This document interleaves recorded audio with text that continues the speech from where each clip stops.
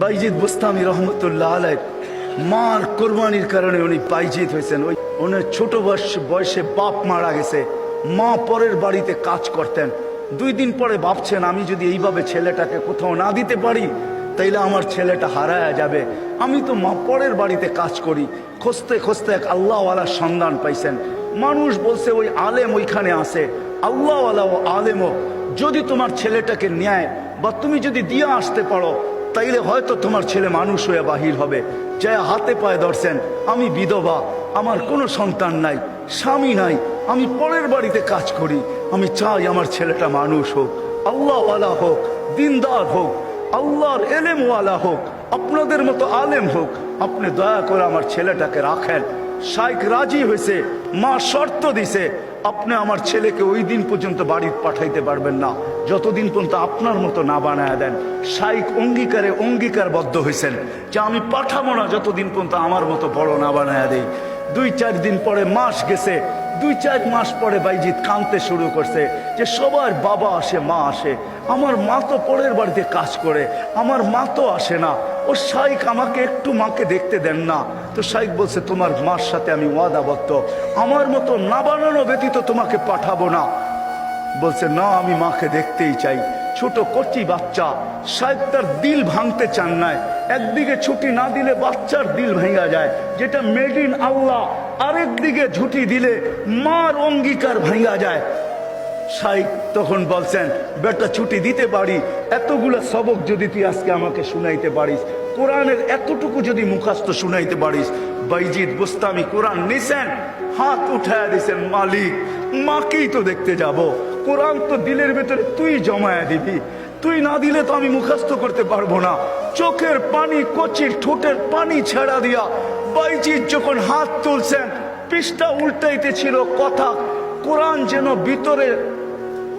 ভিতরে যেরকম আমরা আমাদের মোবাইলের ভিতরে নেই, ব্লুটুথের মাধ্যমে, শেয়ার হিটের মাধ্যমে, হোয়াটসঅ্যাপের মাধ্যমে সে পৃষ্ঠা উল্টাইতে ছিল, কোরআন তার ভিতরে কাঁদতে ছিল। যতটুক সবক শাইখ দিছে এর চেয়ে বেশি যায় বলছে শাইখ রেডি হয়ে গেছে। বলছে তুমি এটা মুখস্থ করলা তো করলা কি কইরা? মুচকি হাসি দিয়া বলছে শাইখ কালাম যার সে বসায়া দিছে। তো শাইখ বুঝছে এটা কোনো সাধারণ ছেলে না। ছুটি দিছে, বাড়িতে গেছে, দরজা খটখটাইছে। মা জিজ্ঞাসা করছে ভিতর থেকে কে? বলছে বাইজিদ। বলছে না, আমার বাইজিদ আসতে পারে না। আমি তো শাইখকে বলে আসছি বাইজিদ ওই পর্যন্ত আসবে না, যেই পর্যন্ত শাইখের মতো না হয়, আল্লাহওয়ালা না হয়, আমার বাইজিদ আসবে না। তুমি আমার বাইজিদ হতে পারো না। মা দরজা খোলেন নাই। মাও এরকম ছিল। এই জন্যই তো বলে মা যদি ফাতেমা হয় তো সন্তান হাসান হুসাইনি হয়, মা যদি ফাতেমা হয় তো সন্তান আব্দুল কাদের জিলানি হয়। মা যদি এরকম হয় তাইলে ছেলেও বাইজিদ বুস্তামি হয়। বাইজিদ ফিরে আসছে, আইসা বলছে শাইখ আমাকে আর ছুটি দিবেন না। আম্মা দরজা খোলেন নাই। আম্মা মানতেই রাজি ছিল না যে আমি ওনার বাইজিদ। একাধারে যখন 1 বছর, 2 বছর, 12 বছর কাটা গেছে, তার পড়া কমপ্লিট হয়ে গেছে। 18 বছর বয়সে যখন শাইখ বাইজিদ বুস্তামি উপনীত হয়েছেন, পড়া কমপ্লিট, রাত্রে তাহাজ্জুদ পড়তেছেন, সেজদায় যখন কাঁদতেছেন, পড়া কাঁদতেছে, শাইখ ঘুমাইতেছে, আল্লাহর রাসূল স্বপ্নে আসছেন আর আয়েশা বলতেছে ওঠো বাইজিদের কাছে যাও, তোমার মাথার পাগড়ি বাইজিদকে পড়াও, আমরা বেলায়েতের পাগড়ি বাইজিদকে আজকে পড়াইতে চাই। বাইজিদকে বলো সে যেন কাজ যায় শুরু করে। কমপ্লিট হয়ে গেছে, যাও। তার মা তার জন্য অপেক্ষা করতেছে। বৃদ্ধ হয়ে গেছে, কোন দিন দুনিয়ার থেকে চলে যায়। বাইজিদের মাথায় বেলায়েতের পাগড়ি আমি তোমার মাথায় পড়াইলাম, তুমি বাইজিদ উস্তাদ হিসাবে বাইজিদের মাথায় পড়ায় দাও। যা দেখে বাইজিদ রহমতুল্লাহ আলাইহি সেজদায় পড়ে কাঁদতেছেন। উঠাইছে উস্তাদ, বেটা ওঠ, হয়ে গেছে কাম। কি হয়ে গেছে?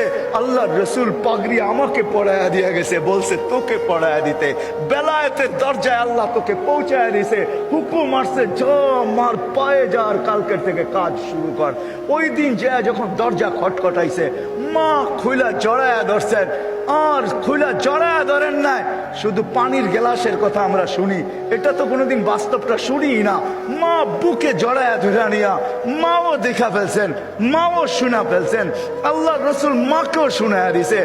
মা বুকে জড়ায়া ধরে বলছে আল্লাহ যেটুক পৌঁছাইছ বাকিটুক আমার দোয়ার দ্বারা পৌঁছায় দে। ওই দিন থেকে বাপ বাইজিৎ অলিকুল শিরোমণি হয়ে গেছে। মা হাত তুলছেন।